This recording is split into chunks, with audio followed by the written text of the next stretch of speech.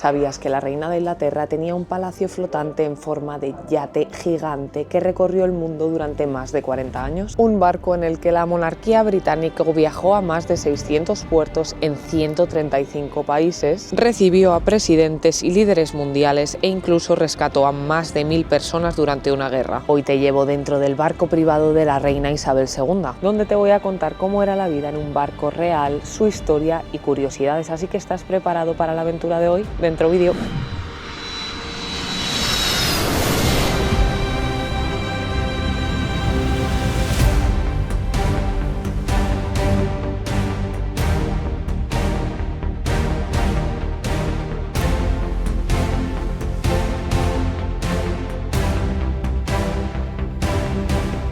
¿Cómo está mi gente? Muchísimas gracias otro día más por acompañarme.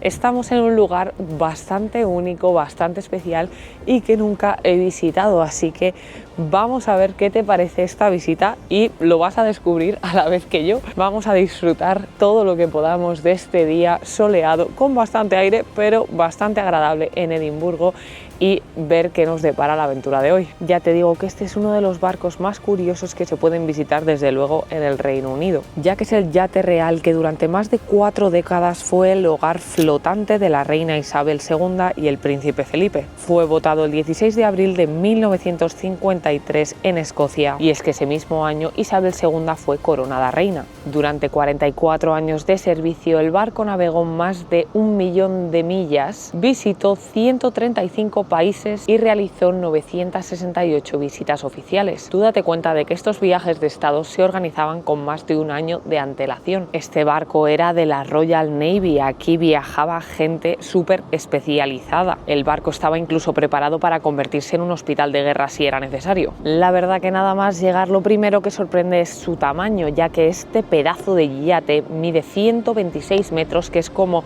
aproximadamente un campo de fútbol y medio. Pesa unas 5.600 toneladas y es que obviamente a día de hoy hay barcos mucho más grandes, lo que pasa que para los años 50 esto era una auténtica bestia. Este barco fue diseñado con el objetivo de representar al Reino Unido en todo el mundo. En su día costó construirlo unos 2 millones de libras, lo que hoy sería aproximadamente 60 millones. Como ya te he dicho, estamos en el Yate Real Britannia y este es el puente de mando. Desde esta pequeña habitación se controlaba absolutamente todo cuando el Britannia iba surcando los océanos. Lo más curioso es que casi todo el equipo que vemos en esta sala fue instalado en 1953, o sea, son piezas originales de entonces. La única persona que estaba autorizada a sentarse era el capitán o el almirante, que se sentaba en esta silla. El resto de la tripulación se encontraba de pie y bien activa en esta sala, asegurándose de que por supuesto todo funcionase adecuadamente. Y estas son la bitácora de emergencia y el girocompás principal. La bitácora de emergencia solo se utilizaba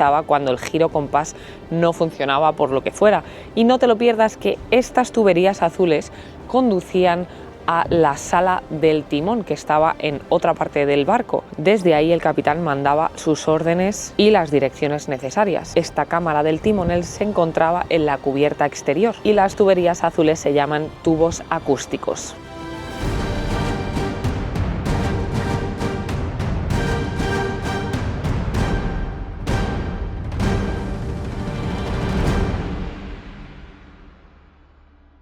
Algo que me ha parecido muy interesante es que esta vitrina que tenemos por aquí tiene guardadas diferentes banderas que se utilizaban por toda la Royal Navy para enseñar, antes de obviamente llegar a su destino, el posible estado de la embarcación, o también eran parte de protocolo para ceremonias. Era básicamente cómo vestir al barco. Por ejemplo, aquí tenemos varias. Aquí hay uno que dice que se requiere asistencia médica, que no funcionan los motores, que estás entrando en peligro, esto estás haciendo maniobras con dificultad. La verdad que está muy interesante. Aunque parece un yate de lujo, Britannia funcionaba como un barco militar. Su tripulación estaba formada por aproximadamente 220 marineros y 20 oficiales. Todos pertenecían a la Royal Navy y durante los viajes oficiales también viajaba a bordo una banda de Royal Marines de 26 músicos. Pero por supuesto la vida a bordo también tenía sus peculiaridades. Por lo visto lo que hay por ahí debajo se llama Puente de Mando Real y era donde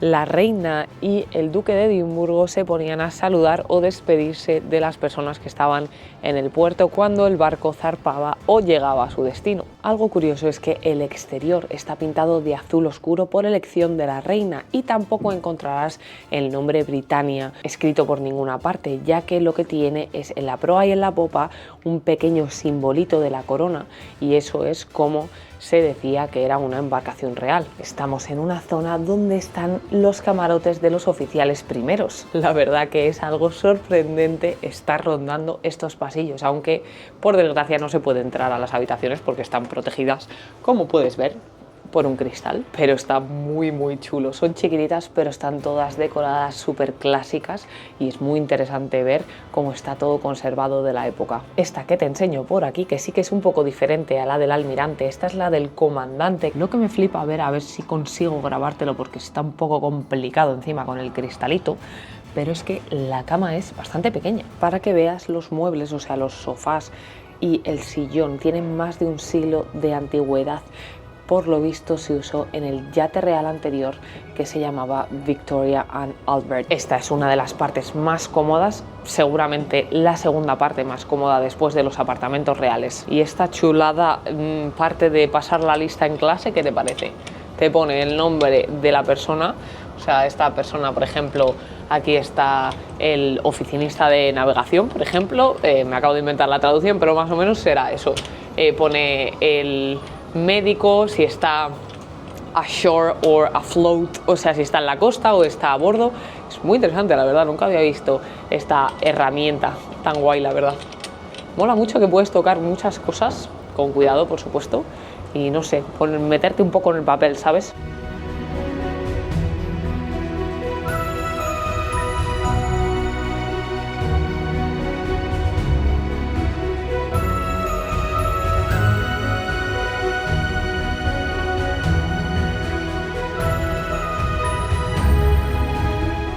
Esta era la sala donde los oficiales venían a pasar un buen rato y a relajarse, donde la tripulación tenía estrictamente prohibido entrar. Me ha parecido gracioso también un juego que tenían aquí bastante popular. Aparte de venir aquí a tomar copas y a relajarse, también jugaban a preguntas y respuestas y a otro juego que nunca había oído hablar de él, obviamente porque nunca he estado viviendo en un barco real, pero se llamaba el Wombat Tennis, que es con este tipo de peluche, este animal que vemos por aquí. Tenías que tener dos equipos, lanzabas el peluche a lo que es el ventilador y así hasta que cayera lo tenías que coger, imagino, y pasártelo entre equipo y equipo. Y ahí era cuando se decidía si ganaba uno u otro. No te puedo decir mucho más porque tampoco he jugado, pero esa es la explicación que tengo. También algunos de estos retratos son reliquias victorianas, como por ejemplo este que tenemos por aquí o algunos que tenemos por el resto de la habitación. Otra historia interesante de este comedor es sobre este mono que tenemos por aquí. Fue un regalo de la reina y ninguno de los oficiales tenía autorizado tocarlo o moverlo a ninguna de las partes, y es que resulta que había un misterio que el mono aparecía en diferentes partes de la habitación cada vez que entraban. Hoy descansa en este salero de plata, que es que tiene forma de barco, pero es un salero de plata que supuestamente perteneció al último zar de Rusia, y una de las reliquias más preciadas de esta habitación es el botón del almirante Nelson, que tenemos aquí colgado y enmarcado en la pared. Este botón tiene más de 2 siglos y es de oro. Y seguidamente nos encontramos con el comedor donde los oficiales, que eran 19 personas, comían, desayunaban y cenaban. Lo que sabemos es que para los oficiales tanto el almuerzo como el desayuno eran comidas un poco más informales, pero la cena sí que era realmente formal y parte del protocolo, por lo que tenían que vestir con uniformes oficiales. Incluso a veces venía la banda real a amenizar la cena, y también parte de la tripulación de menos rango les servían como mayordomos.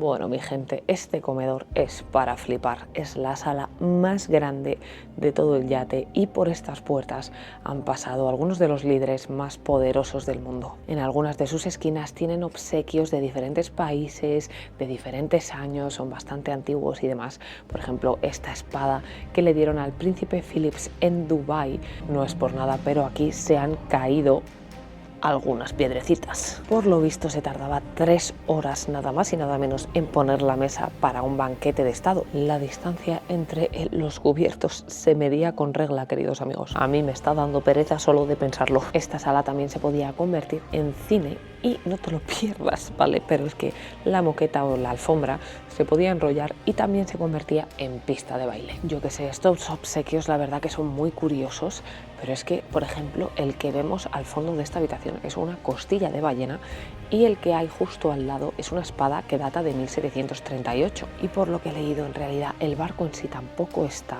decorado de forma exagerada, de forma demasiado lujosa. Por ejemplo, en este comedor que vemos aquí, por lo visto, la reina prefería la simplicidad y la sencillez en lugar de algo demasiado recargado. Tú fíjate la de cenas importantes diplomáticas que se han celebrado en este salón en el que nos encontramos tú y yo ahora mismo. Yo lo que quiero es saber de qué hablaban, es mi naturaleza cotilla, pero me voy a quedar con las ganas, me parece a mí. Cuando la reina estaba en el barco comenzaba lo que llamaban la Royal Routine, la rutina real. Todo el horario del barco revolvía alrededor de la reina y su rutina. Incluso había normas curiosas, como que no se podían gritar órdenes. Todas las órdenes para mantener un ambiente tranquilo se daban mediante señales de mano. Tú imagínate esto como una pequeña ciudad barra embajada flotante. O sea, aquí hasta viajaba el Rolls Royce de la reina. Esto era para que pudiera utilizarlo nada más llegar al puerto.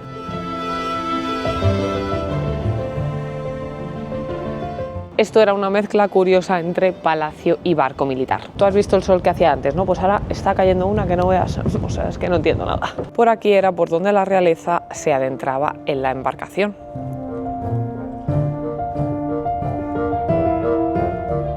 Esta era la zona donde la reina Isabel tomaba el té, y es que los muebles son de 1959 y los compraron en una visita a Hong Kong. Están hechos de bambú y es que ahora estamos pasando a una parte muy interesante que es la habitación de la reina. Me ha sorprendido que la habitación de la reina y la habitación del rey están conectadas por una puerta, ambas tienen su propio baño y las camas son camas de 90, que son bastante pequeñas. A mí puede que se me salgan un poco los pies. Si nos fijamos, vemos ahí algunos detalles, como por ejemplo que tienen un botoncito para llamar a un mayordomo real si les pasa algo en medio de la noche, y también, por ejemplo, tienen una pequeña radio de cama. Es bastante interesante también los libros que nos han puesto ahí de exposición, que dudo que el duque de Edimburgo, o sí, tuviera ahí libros de navegar por el mundo, que a lo mejor sí, pero no sé si era su lectura preferida en todo momento. Esta habitación era utilizada por otros miembros de la familia real y es la única, curiosamente, que contiene una cama de matrimonio en su interior, y es que fue utilizada por el príncipe Carlos y la princesa Diana en el momento de su luna de miel, y o sea, esta cama fue petición del príncipe Carlos en ese momento. En la planta de abajo también hay varios camarotes más, bastantes, para otros miembros de la familia real, e incluso una suite VIP que constaba de 2 baños privados y bueno, otra serie de lujos para diferentes personas que tuvieran el privilegio de quedarse en este yate a dormir. Por ejemplo, en esa suite se quedó el presidente Clinton y su esposa durante su visita en 1994.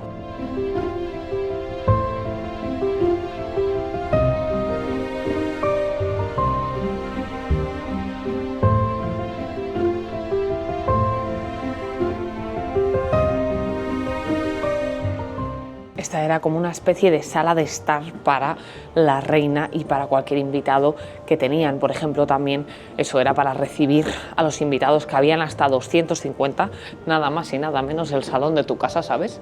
Y pues ahí recibían a los invitados importantes en cualquier evento especial que tenían, o también pasaban tiempo, por ejemplo, tocando el piano, tanto las princesas como los músicos. Y si te das cuenta, está clavado a lo que es el suelo por si el mar estaba bravo y no había estabilidad ninguna en el barco. En este barco predominaba la jerarquía, tanto en los espacios que se utilizaban como en los camarotes. Como puedes ver, esta era una zona utilizada por suboficiales. Si puedes ver, los camarotes nos pueden parecer bastante pequeños, pero es que antes de 1970 se utilizaban hamacas, así que tú imagínate lo incómodo que debía ser dormir por aquí encima con el balanceo del barco. No tendría que ser muy agradable, pero bueno, los marines no creo que se quejaran demasiado o tanto como yo.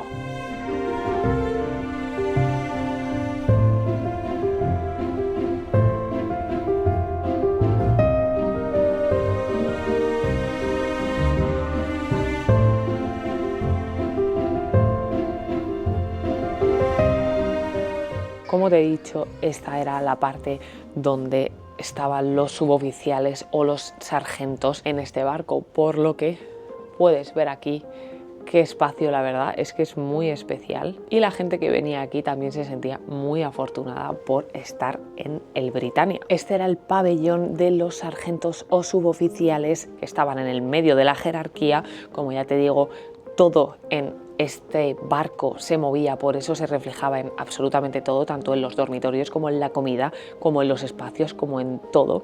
Entonces esta era la parte de más o menos el medio de esa jerarquía, donde se quedaban estos suboficiales y sargentos de la infantería de la Marina Real. Joder, lo que mola este espacio, la verdad, y verlo es impactante. O sea, saber que esto antes estaba pues bastante concurrido, había por aquí un montón de gente y dormía y compartía espacio también, pues por lo menos 20 suboficiales. Mira qué guay las cintas de aquel entonces. Italian Opera.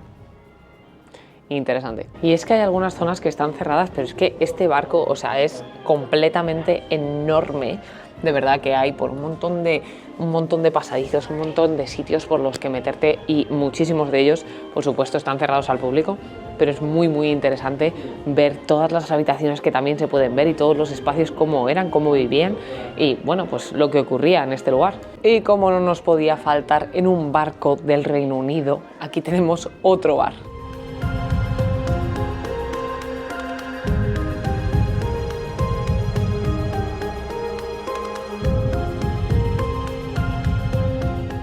Y acabamos de llegar a la enfermería y al quirófano de 1950, o sea, es que alucinas que es que sigue oliendo al médico, o sea, tiene un olor muy fuerte como a látex o algo así, de verdad que huele a, no sé, eso literalmente como si estuvieras en el médico. Es súper interesante ver todo esto, ver su estructura, lo pequeño que es, pero a la vez suficiente espacio para absolutamente todo. Esto bien podría ser una consulta de un médico a día de hoy en un hospital, a lo mejor no demasiado grande, y es que está muy interesante. Eso sí, para la reina tenían una consulta real, pero si no, para el resto de la tripulación y demás, les atendían aquí. Esta era la consulta del médico y tenemos eso, lo que te digo, la enfermería por este lado y tenemos el quirófano al otro lado. Como parte de su historia, en 1986 Britannia participó en una actividad inesperada. Ese año estalló una guerra civil en Yemen del Sur y la ciudad de Adén se volvió extremadamente peligrosa. El gobierno británico decidió utilizar Britannia para evacuar civiles atrapados allí. En pocos días el barco ayudó a rescatar alrededor de 1000 personas, principalmente británicos y otros extranjeros. Fue una de las pocas veces que el yate real se utilizó en una operación humanitaria real. Por último, nos encontramos en la lavandería. Es sorprendente, la verdad, ver tanto las planchas que tienen por aquí, toda la maquinaria para preparar la ropa, para lavar la ropa. Me parece súper interesante. Hay que tener un poquito de cuidado con el techo porque es un poco más bajo de lo que estamos acostumbrados, pero mira las pedazos de lavadoras enormes que tienen por aquí, las secadoras, y bueno, y me imagino eso para planchar pues telas más grandes y demás, manteles, pues tienen estas pedazos de planchas. Britannia también estuvo presente en uno de los momentos más simbólicos de la historia del Reino Unido. En 1997 participó en la ceremonia de entrega de Hong Kong a China. Tras la ceremonia, el último gobernador británico abandonó el territorio a bordo de este barco. Fue el final simbólico de una era del Imperio Británico. En este mismo año y después de 44 años de servicio, Britannia fue retirado. Desde 1998 es un museo y está atracado aquí en el barrio de Leith, en Edimburgo. Es impresionante pensar que 95% de los objetos que están en este pedazo de yate son originales, parte de la colección real.